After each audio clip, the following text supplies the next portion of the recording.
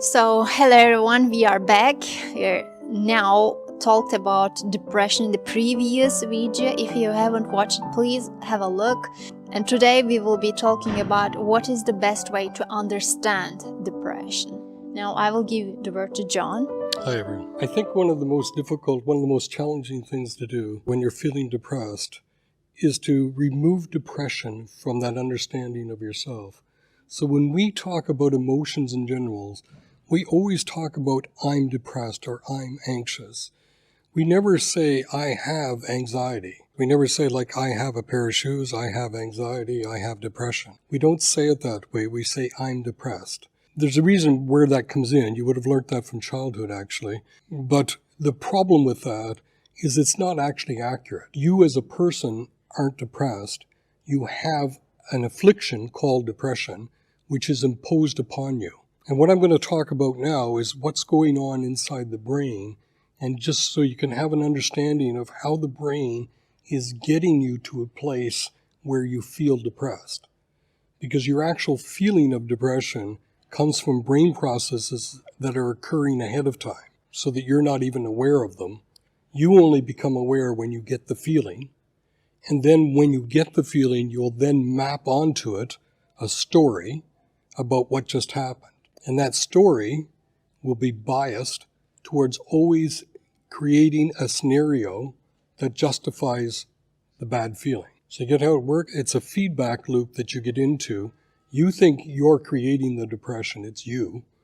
But in fact, your brain's creating it, and you're coming in behind it and just saying, oh, now I feel depressed. But you actually keep feeding the depression, keep feeding the brain mechanisms. Basically, remember that the brain looks at a perceived threat and then responds to a perceived threat in a very specific way. In terms of depression, that perceived threat is responded to by basically shutting down the bodily systems to try to conserve energy. And that's basically what is going on. The reason it's maladaptive is because it doesn't actually work. Either the threat wasn't assessed properly, or you get into a closed system and therefore you loop all the time into it and you can't get out of the depression. So even though the original threat may have gone away, you're still holding on to the depression. That's why it becomes maladaptive. I want to talk about 3 neurotransmitters. Neurotransmitters are simply a mechanism which fires neurons in the brain. The first one I want to talk about is called norepinephrine. It's actually produced from the adrenal glands, which are right beside your kidneys, and it produces norepinephrine. So an increase in norepinephrine in the body, but if the brain signals your adrenal glands to produce more norepinephrine, it will in turn increase the amount of grief and suffering you feel. So we know this biochemically, this is what's going to happen. The next one I want to talk about, you probably heard of before, is dopamine. So dopamine is usually associated with a pleasure response. So if your brain signals to turn off dopamine, so to decrease the amount of dopamine, you'll get a corresponding decrease in pleasure, which if you think about depression, this is exactly what's happening. And the last one is serotonin. It's also a neurotransmitter in the brain. And with an increase in serotonin, you will get more around grief and suffering. So if you want to think about what those things are, you get the symptoms of depression are created by processes in the brain that the brain is signaling to the body to turn off or turn on, or increase or decrease the amount of in order to have the corresponding feelings. That's what's actually going on inside your body.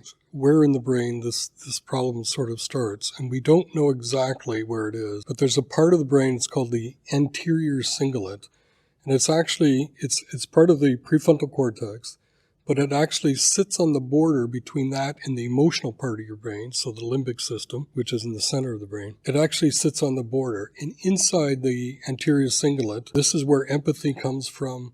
This is where abstract thinking, impulse control, all of this stuff happens in this small part of the brain. And why that becomes important is because what happens when you're depressed is this part of the brain actually grows.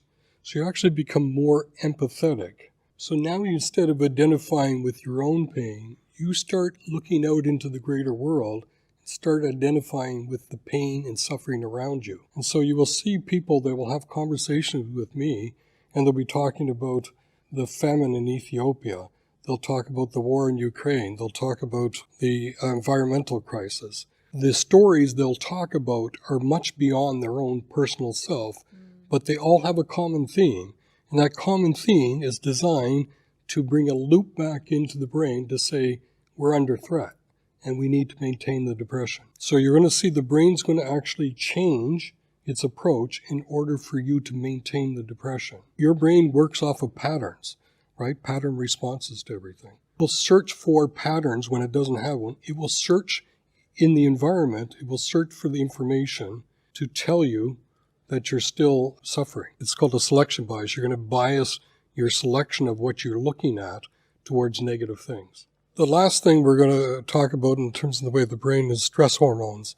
That's cortisol and adrenaline. When the brain signals to the body to produce cortisol and adrenaline, what we know is that there's 4 times the likelihood of you being depressed.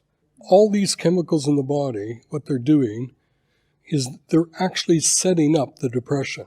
The story you tell yourself, and in fact tell me when you come in to see me, happens actually after the fact. The brain triggers the body into releasing all these different hormones and neurotransmitters. Once you get that, that will create an emotion. Once you have the emotion, you will create the story. But your story will be biased. It will be slanted towards presenting a story that confirms the reason to be depressed. You don't have much control in this mechanism. Your storyline will be twisted in such a way as to always lead you back to depression. And I see this all the time in patients. Suppose somebody will come into my office. I've got a nice window, and I'll look outside the window and be a nice sunny day, kind of like what it is today. I'll just say that to them. I'll say, it's a beautiful day out today, and here's how they'll respond. And they do this almost automatically. They will say, yes, John, it's a really nice day, but it's going to rain in 2 days.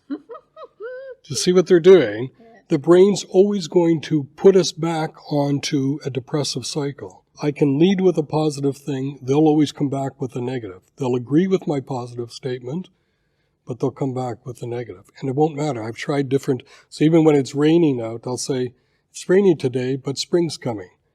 You see, so I'll present the positive, and they will flip it on me. And they do this all the time.